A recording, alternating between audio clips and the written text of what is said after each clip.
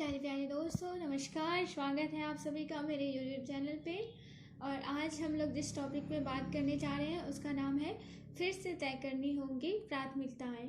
कामयाब लोग अपने फैसले से दुनिया बदल देते हैं, जबकि नाकामयाब लोग दुनिया के डर से अपने फैसले बदल देते हैं। फिर से तय करनी होगी प्राथमिकताएं। विपत्ति मनुष्य को उसकी लापरवाही पर ध्यान देने का अवसर देती है। हमेशा समय की कमी का रोना रोने वाला मनुष्य आज पूरी तरह फुर्सत में है। उसकी दुकान बंद है, लेकिन उसे कोई बेचैनी इसलिए नहीं है कि उसके ग्राहक का कहीं और जाने का भय नहीं है। उसकी फैक्ट्री बंद है, लेकिन वह इससे संतुष्ट है कि उसके प्रतिद्वंदी की भी फैक्ट्री बंद है। फैक्ट्री ही क्या, पूरा बाजार बंद है। बाजार ही क्या, पूरा शहर बंद है। शहर ही का क्या, पूरा देश बंद है। अपना देश ही क्या, कई देश भी बंद है। आज जितनी फुर्सत कभी किसी पीढ़ी के मनुष्य को उपलब्ध नहीं हुई है। जब इस फुर्सत में बोरियत से बचने के लिए समस्त उपायों से बोर हो जाएंगे, तब दुनिया पलट कर देखेगी कि जिन कार्यों में हम अब तक इतने व्यस्त थे, वे सब तो इस संकट में हमारी सहायता कर ही नहीं पा रहे थे। हम युद्ध की तैयारियों के लिए अस्त्र शस्त्र बना रहे थे, लेकिन फिलहाल उनकी कोई सुधि ही नहीं ले रहा है। हम अपने थोथे अहंकार की पुष्टि के लिए समाज को ऊंची नीची जातियों या हिंदू मुस्लिम में बांट रहे थे, लेकिन महामारी का यह रक्त बीज तो किसी को नहीं बख्श रहा है। यह महामारी मंदिर के फर्श से लेकर मस्जिद की हौज तक हर जगह मौजूद है। हम अनाप शनाप पूंजी बना रहे थे, लेकिन आज हमारे पास उस पूंजी को खर्च करने का उपाय नहीं है जो एक बड़ा भूखंड जीतकर चक्रवर्ती बने फिरते थे। वे आज 2 कमरों के फ्लैट में बंद हैं। जिनके पास हर काम के लिए नौकर चाकर थे, वे आज अपने घर में खुद झाड़ू पोछा कर रहे हैं।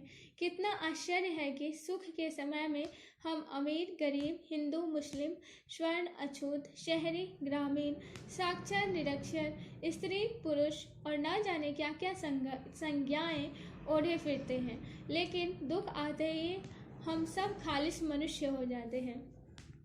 2 महायुद्ध झेलने के बाद यूरोप ने यह सबक लिया था कि जीवन की मूलभूत आवश्यकताओं की पूर्ति किसी भी सरकार का प्रथम उद्देश्य होना चाहिए।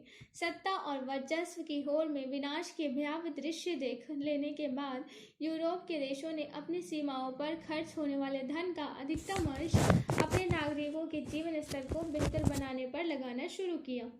कोरोना के विरुद्ध जारी इस महायुद्ध के समय हम यह संकल्प तो ले ही सकते हैं कि हमारे देश के प्रत्येक नागरिक के पास जीवन जीने के लिए न्यूनतम संसाधन अवश्य हो। राजनीतिक महत्वाकांक्षाओं की पूर्ति के लिए सभी दल जब वर्चस्व की लड़ाई लड़े, तो उसका बोझ उस वजह पर ना पड़े जो मनुष्य के अस्तित्व की रक्षा के लिए निर्धारित हो। अस्त्र खरीदने भी जाएं और बनाए भी जाएं, लेकिन उनकी खरीद के लिए किसी अस्पताल या किसी स्कूल का बजट एडजस्ट ना किया जाए। हमारा राष्ट्रीय ध्वज मंगल पर भी फहराएं और चांद पर भी, लेकिन पहले यह सुनिश्चित किया जाए कि हमारे राष्ट्रीय ध्वज के नीचे सोने वाला कोई परिवार फाके तो नहीं कर रहा। हमारी प्राथमिकताएं क्या हो, यह हमें वर्तमान समय चीख चीख कर बता रहा है। हमें इसे सुनना ही होगा। पीछे पलटकर किसी से शिकायत करने की संभावना शेष नहीं है। अशोक जब कलिंग के बाद संन्यास पथ पर चले होंगे, तब उन्होंने अपने वर्तमान को देखकर ही निर्णय लिया होगा। यदि वह अतीत से उलझते, तो अतीत उन्हें कभी भविष्य को सुधारने की मोहलत नहीं देता। वर्तमान को परिवर्तन का कलिंग युद्ध मानकर एक शांत और सुगत भविष्य की ओर कदम बढ़ाने पर सोचा जाना चाहिए। वर्तमान हमें बता रहा है कि लॉकडाउन की इस स्थिति में हमारे पास एक ऐसा पुख्ता तंत्र होना चाहिए था। सरकार सबकी यूनिक आईडी के माध्यम से चिन्हित कर पाती है कि 135 करोड़ लोगों में से कितने ऐसे हैं जिनके व्यवसाय के कॉलम में दिहाड़ी मजदूर लिखा है। यूनिक आईडी के माध्यम से सरकार उन सभी परिवारों की पहचान आसानी से कर सकती है और उनके खाते में आवश्यक राशि पहुंचाकर उन्हें मुसीबत से बचा लेती।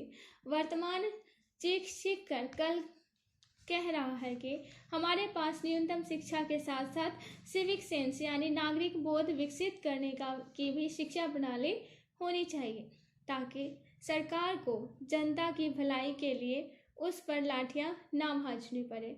वर्तमान समय चीख कर कह रहा है कि हमारी स्वास्थ्य सेवाओं के पास इतनी व्यवस्था अवश्य हो कि यदि किसी संकट की घड़ी में 5% जनसंख्या किसी महामारी, प्रदूषण, रोग, युद्ध आदि से प्रभावित हो जाए तो उसके उपचार में बाधा न आए। वर्तमान यह भी कह रहा है कि सरकार के पास ऐसे अधिकार हो कि ऐसी आपदा के समय निजी कंपनियों को सरकारी नियंत्रण में लेकर जनहित में प्रयोग कर सके। ध्यान रहे कि जब बस्ती में आग लगती है तब व्यापारी केवल अपनी दुकान बचाता है और जैसे ही उसकी दुकान सुरक्षित होती है तो वह अपनी पानी की बाल्टियां बेचकर बस्ती में धंधा करने लगता है। राजनीतिक दल उस समय आग बुझाने का दिखावा करते हैं ताकि चुनाव के समय बस्ती में वोट मांगने का अधिकार मिल सके। केवल सरकार ही है जो पूरी बस्ती की आग बुझाने के लिए प्रयास करती है। यह भीषण समय बीतने के बाद यदि हम अपनी मानवता को बलिष्ठ करके घरों से बाहर निकले तो यह बंदी मनुष्यता के एक नए युग का सूत्रपात करेंगे। लेकिन इसके बीतते ही यदि हम फिर से मनुष्य के बजाय कोई भी अन्य संज्ञा लपेट बैठे तो कोरोना के विरुद्ध इस लड़ाई में शहीद हुए लोगों के बलिदान और हफ्तों तक घर में बंद रहकर झेल रहे देश की तपस्या व्यर्थ हो जाएगी। आज के लिए बस इतना ही। आशा करती हूँ आपको ये टॉपिक बहुत पसंद आया होगा। नमस्कार।